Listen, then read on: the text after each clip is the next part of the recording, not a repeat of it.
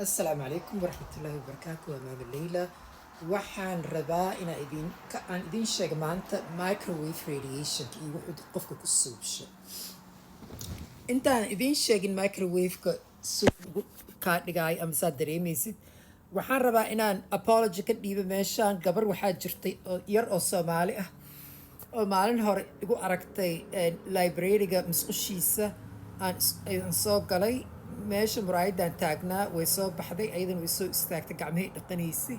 Marka she gave me a very sweet compliment. Timahayga waxay dhahday waa timo qurux badan tahay in English.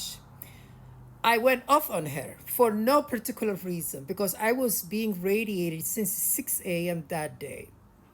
And this is why I want to tell you about microwave weapon. Microwave weapon-ka waa sida adigoo jirkaaga gudahaaga sida vegetables ama waxa cuntada microwave kale sidoo kale lagu karinayo. Aniga neerfayaashayda karkariyaan. Neerfayaashayda iyo lymphatic systemkayga iyo muscleskayga aad u kariyaan say depletion igu suubiyaan ee energy-gayga oo dhan u dhuuqaan. Gabarta I went off on her. waxaan u malaynayaa xabashiyada. waxaan dhahay you fucking xabashi raw meat eater, wax oo disgusting, and that's not who I am. Aniga ma ihi qof xum oo dadka caayo, ma ihi. aniga ma caytamo. guri waxaan ka imaaday waagaan yaraan isku ceyn jirnay qumay asbax dhimo qofka ogaa og. laakiin provocation ayaa laygu suubiyey 6 a.m. ilaa iyo 10 in the morning waa laysoo microwave gareeyey. waxaan ku dhahay you fucking gaslighting me. Gaslighting ha igu suubin. I don't need your compliment. Please leave me alone. Because qof la dhibaan ahay, aniga qof traumatized ahaan ahay oo victim of torture. marka gabartaasaan rabay inaan ku dhaho maanta abaay. markaas waxay u tiri I'm not even Ethiopian. markaasaan waxaan dhahay Soomaaliyeed baa tahay. markaas ay tiri haa Soomaali baan ahay. indhaha u kala gudgudiyay. waxaan dhahay then why you being part of the organized crime? markaasaan ka dhaqaaqay. Shocking. Because that's not who I am. aniga ma ihi qof dadka kusoo hujuuma hadal xum kusoo tuuro. marmarkaan xanaaqo waxaan dadka waxa afkay kasoo baxa way kasoo baxaan. laakiin qof stranger I would never insult you haddaa compliment isiisid. marka waa soomay maanta Monday ahayd.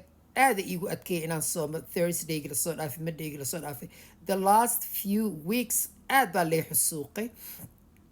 dadka xaafadeyda degan way yaqaanaan oo Soomaalida YouTube-keygana way arkaan. waa idin salaamay. salaamu calaykum. marka way salaamaan meesha iga salaamay. waxay dhahay hi Layla. aniga magacayga runta Layla ma aha, waa Yasmin, laakiin Layla social media-gan magacayga ku yahay. marka my apology. gabartaas yaroo quruxda badan oo polite-ka ah oo sida fiican iyo complimentka ii siisa habar yar macaan eedo. I am so sorry I took out on you. You have done absolutely nothing. I am being inflicted by abuse that is systematic, that is torture, that is traumatizing. And they gave me PTSD enhanced. guriga xitaan ka cararay sidaan idiin sheegay hadda ka hor. marka iisoo duceeya. dad aad u fiicanna waan arkaa. shout out to Amina. gabdhaha wanaagsan. Raxma. gabdhaha wanaagsan oo xaafadana ila degan oo YouTube-keygana fiirsada. waa idin salaamay. waa idin jecelahay. waa idin soo duceynaya. idinkana iisoo duceeya. gabartan yar oo aan dhali karo oo xitaa aan ayeeyada u noqon karo teenager-ka ahayd. habar yar I'm so sorry. I am not a bad person. I am traumatized victim of torture. marka hadda waxaan rabaa inaan ka hadlo microwave-ka isaad dareemaysa. microwave-ka marka lagugu soo dhufto waa shucaac kusoo hujuumayo. oo laaj kugu dhagaaya. dhag buu kugu dhagaaya. because waxaa aniga gartaa waxa sida u shaqeeyaan jirkeygaan dhagaystaa. qofka markuu jirkiisa in daa dhagaystane waxaad baranaysaa wax kastoo kusoo hujuumay iyo energy-gaaga levelkiisa sida u deplete garaynayaan. microwave-ka markuu kusoo hujuumo wuu kugu laaj garaynayaa. aniga inta badan waxay iiga suubiyaan wejiga waterboarding. qof la xafqinayo camal oo biyo sidaa loogu torture garaynayo camal ayay wejigayga ugu suubiyaan. because neefsashadeeda waay waxa ugu weynay rabaan inay controlaan waa neefsashadeeda. because qofka traumatizationka markay rabaan inay ku suubiyaan neefsashada ay ka xiraan.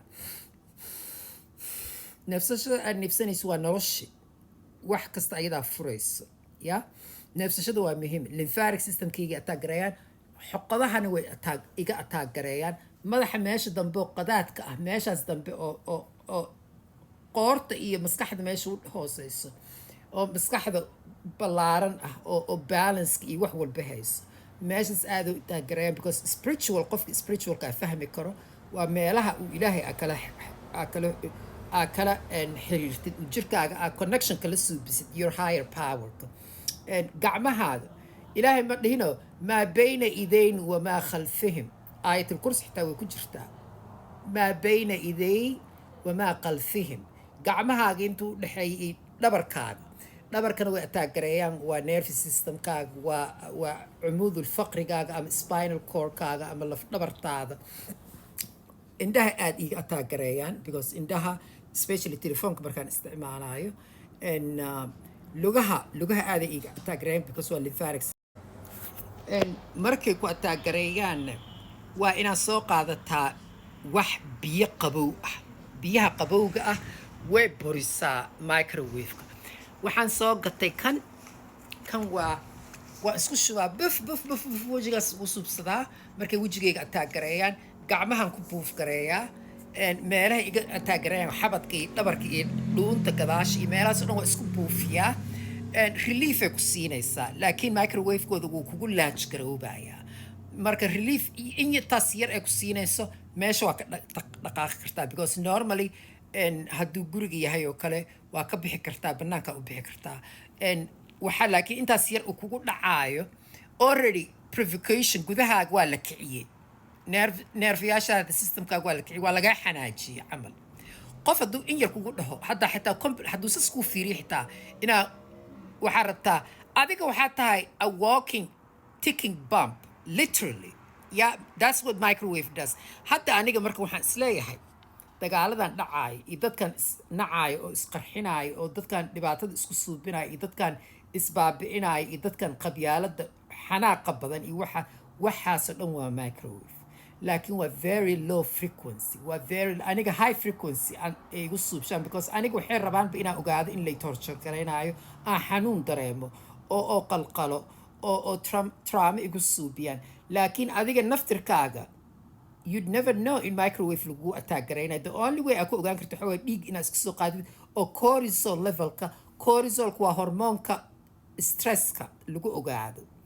cortisol levelkaaga hadduu high yahay, that means aad ayuu jirkaaga trauma impact ku yahay. dadka inta badanne telefoonada maanta la isticmaalay cortisol levelka dadka aad u kacay. marka intaasaan rabaa inaan kusoo gabagabeeyo. I'm wishing you best of week because maanta waa week cusub, Monday waaye. marka waa idin salaamay. Asalaamu calaykum waraxmatullaahi wabarakaatu. and please don't forget to read your Quran every day, even hadday faatixata, hadday qur-aanku kugu adag yahay akhriskiisa, faatixadii intaa salaada ku tukatid akhri. hadday xitaa qur-aanka aadan aqoonin waxaad ku soo celcelisaa acuudu billaahi min ashaytaani rajiim, bismi illaahi araxmaani raxiim. intaasoo kugu filan tahay. haddaa ku soo celcelisid oo intaas gudahaaga ay gasho, aad ka fikirta inay ku daaweynaysa, ku dhaqayso, waa wax weyn. laakiin faatixada mar walba idinku encourage gareeyaa, qur-aanka waa idinku encourage gareeyaa because aniga ilmo ma dhalin. waxaan rabaa ajir inaan adduunkan uga tago oo socdo. markaa qabriga laygeliyo beritoole waan kulligeen waa dhimanaynaaye, ajirkaas ilaahay inuu iga siiyo. asalaamu calaykum. and I am so sorry mar kale for the last time. I forget to mention biyaha qabowga ah haddaa ku qubaystaa madaxa isaga dhaqtid, the best thing. madaxa aniga taas waa ii aragtaan mar walba timahayga inay qoyan yihiin aan dhaqo because every day waan dhaqaa timahaygana. waagi hore texturekayga xitaa way isbedeleen, waa aragteen cangire camal ay noqdeen timahayga because microwave-kaasaas ka dhigaya timaha.